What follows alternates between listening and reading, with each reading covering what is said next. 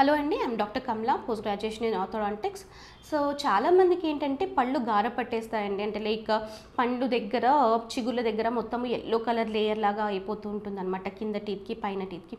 First ఇవి అసలు ఎందుకు వస్తాయి అని చూసుకుందాము. కొంతమందికి బ్రషింగ్ ఎంత చేసినా కూడా సరే ప్రాపర్ బ్రషింగ్ చేయలేకపోతారు. ఎందుకు? పళ్ళు వంకర్ టింకర్గా ఉన్నాయి అనుకోండి, మన బ్రష్ అన్ని రీజన్స్కి రీచ్ అవ్వదు. సో దానివల్ల టీత్ గార పట్టిపోతూ ఉంటాయి. ఇది ఫస్ట్ థింగ్. ఇంకొంతమంది ఏంటంటే ప్రాపర్ బ్రషింగ్ టెక్నిక్ యూస్ చేయరు, ఎలా పడితే అలా చేసేస్తూ ఉంటారు. సో దానివల్ల కూడా పళ్ళు అన్నవి క్లీన్ అవ్వవు. ఇది సెకండ్ థింగ్. ఇంకొంతమందికి ఎంత చేసినా మెయింటైన్ చేస్తున్నా కూడా సరే ఇంకా వాళ్ళ మౌత్లో ఉన్నటువంటి బ్యాక్టీరియా వల్ల టీత్కి గార పట్టేస్తుంది. టీత్ గార పట్టడం అంటే మనం ఏదైతే ఫుడ్ తింటూ ఉంటామో అది కొన్ని రోజుల టైంకి అది ఒక టాటర్ లాగా ఫామ్ అయినటువంటి ఫుడ్ కొన్ని రోజులకి అది గట్టి పడిపోతుంది. సో అది అలా మనకి ఆ లేయర్ అలా ఉండిపోతుంది అనమాట. సో దాన్ని గారపళ్ళు అంటాము. ఇది మనకి టీత్ క్లీనింగ్ చేస్తే సరిపోతుంది. ఒకవేళ మనం చేయించుకోలేదనుకోండి, ఇది చిగుర్లకి ఇన్ఫెక్ట్ అయ్యి చిగుర్లో ఇన్ఫెక్షన్ వస్తుంది. ఈ చిగుర్లు ఇన్ఫెక్షన్ వచ్చినప్పుడు చిగుర్లో నుండి రక్తం రావడము, నోట్లో నుండి స్మెల్ రావడము, దాని తర్వాత పళ్ళు లూజ్ అయిపోవడము, ఇట్లాంటివన్నీ జరుగుతాయి. సో ఇవి గారపళ్ళకి కంపల్సరీగా మనము టీత్ క్లీనింగ్ ఒకటి చేస్తే సరిపోతుంది స్టార్టింగ్ స్టేజ్లో ఉన్నప్పుడు. అడ్వాన్స్ స్టేజ్కి వెళ్ళినప్పుడు చిగుర్లు అరిగిపోయినప్పుడు మనము చిగుర్ల ట్రీట్మెంట్ లైక్ లేజర్స్ ఇట్లాంటివి చేసుకోవాల్సి ఉంటుంది. అయితే ఇంకొంతమందికి ఏంటంటే పళ్ళు అరిగిపోతూ ఉంటాయి. ఈ పళ్ళు ఎందుకు అరిగిపోతాయంటే రాత్రిపూట చాలామందికి రాత్రిపూట పడుకున్నాక పళ్ళు కొరికే హ్యాబిట్ ఉంటుంది. తెలియక ఆలోచిస్తూ లైక్ పళ్ళు చాలామంది కొరుకుతూ ఉంటారనమాట. దీనివల్ల పళ్ళన్నీ అరిగిపోతూ ఉంటాయి, వెనకాల పళ్ళన్నీ అరిగిపోతూ ఉంటాయి. సో వీళ్ళకి ఏంటి అని అంటే మనం సివియారిటీని బట్టి ఫస్ట్ థింగ్ ఇది స్టాప్ చేయాలి అని అంటే మనం నైట్ గార్డ్ అని ఇస్తాము.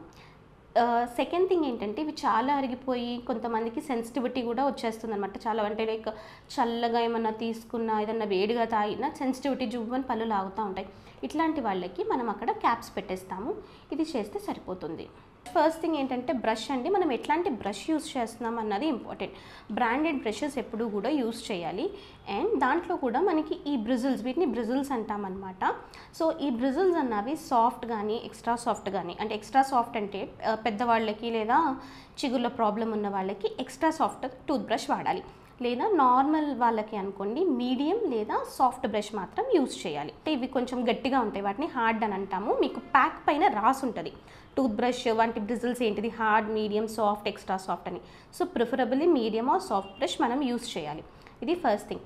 ఆ తర్వాత బ్రషింగ్ టెక్నిక్. చాలామంది ఏంటి అని అంటే గట్టిగా తోమితే మనకి ఏవైతే మార్క్స్ ఉన్నాయో పళ్ళపైన లేదంటే గారపట్టుంది అదంతా పోతుంది, గట్టిగా బ్రష్ చేస్తే పోతుంది అని ఉంటుంది. అండ్ ఎక్కువ టైం చాలామంది హాఫ్ అన్ అవర్ 45 మినిట్స్ కూడా ఇట్లా బ్రష్ చేస్తూ ఉంటారు. ఎక్కువసేపు గట్టిగా బ్రష్ చేస్తే మన టీత్ మొత్తము కూడా వైట్ అవుతాయి అని చెప్పి చాలామందికి థాట్ ఉంటుంది. కానీ అది ఫ్యాక్ట్ కాదు, అది ఒక మిత్ అనమాట. ఎందుకు అనంటే నార్మల్గా మనకి technique of brushing is important. So technique of brushing ఏంటి అని అంటే నార్మల్గా మన బ్రష్ తీసుకొని ఇవి మన టీత్ అని అజమ్ చేసుకుంటే మనము ఎప్పుడు బ్రష్ చేయాల్సింది పైకి కిందకి, ఇట్లా పైకి కిందకి బ్రష్ చేయాలి, లేదా ఇట్లా రోలింగ్ ఇలా చేయాలి. అండ్ దెన్ ఆ తర్వాత ఈ పైన టీత్కి వచ్చిన తర్వాత లోపల సైడ్ కూడా మనం బ్రష్ చేసుకోవాలి. ఇలా పెట్టుకొని ఇలా బ్రష్ చేయాలి. ఓకే.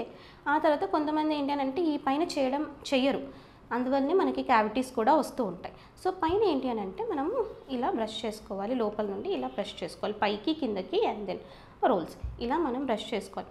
అంతేగాని హాఫ్ అన్ అవర్ 45 మినిట్స్ చేస్తే మన టీత్ నీట్ అయిపోతాయి లేదా పళ్ళు తెల్లగా అయిపోతాయి అన్నది ఉండదు. 2 మినిట్స్ బ్రష్ చేయండి, ప్రాపర్ టెక్నిక్తో బ్రష్ చేయండి, సరిపోతుంది. ఆ తర్వాత చాలామందికి బ్రష్ చేసిన తర్వాత టంగ్ క్లీనర్ యూస్ చేసే అలవాటు ఉండదు. సో నార్మల్గా ఏంటి అని అంటే మనం తిన్నది, మన టేస్ట్ వచ్చేది మనకి టంగ్ త్రూనే.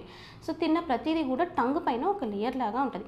సో మనం టంగ్ క్లీన్ చేయకపోతే టంగ్ పైన ఉన్న కోటింగ్స్ వల్ల, టంగ్ పైన ఫామ్ అయినటువంటి బ్యాక్టీరియల్ లేయర్ వల్ల మనకి బ్యాడ్ బ్రెత్ అన్నది వస్తూ ఉంటుంది. సో కంపల్సరీగా మౌత్ బ్రష్ తోటి మనం ఎలా అయితే టీత్ క్లీన్ చేస్తున్నామో అలానే టంగ్ క్లీనర్ తోటి టంగ్ క్లీన్ చేయడం కూడా చాలా ఇంపార్టెంట్. ఆ తర్వాత ఇంకొంతమంది మౌత్ వాష్ కూడా యూస్ చేస్తూ ఉంటారు. So that is okay. ఇట్లా మనకి నోట్లో నుండి బ్యాడ్ బ్రెత్ వస్తుంది అలా అనుకోండి. కొన్ని మౌత్ వాషెస్ వల్ల ఏంటంటే టీత్ స్టెయిన్ అయిపోతాయి, టీత్ కలర్ మారుతాయి. సో ప్రొలాంగ్డ్ యూస్ చేయకుండా మనం ఇంట్లోనే నార్మల్గా గార్గిల్ చేసుకోండి, ప్లెయిన్ వాటర్ తోటి గార్గిల్ చేసుకోండి, సరిపోతుంది. టూత్ బ్రష్ 3 మంత్స్కి ఒక్కసారి కంపల్సరీగా చేంజ్ చేయాలి.